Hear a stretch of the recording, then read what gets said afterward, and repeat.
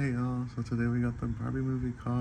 I'm so excited. We got one of the last ones at Target. And so we're gonna be unboxing this. And it just takes 5 AA batteries. It has a little remote. So we're gonna go test this puppy out.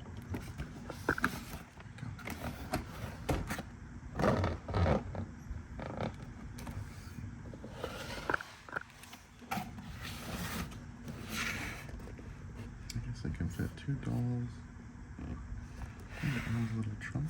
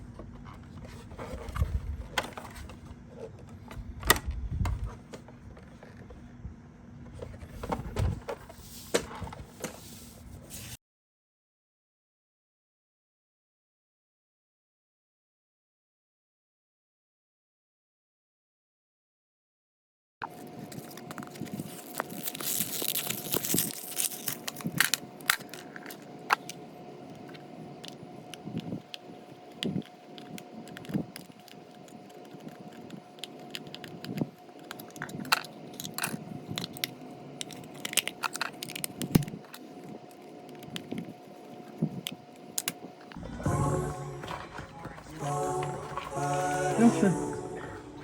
Yeah.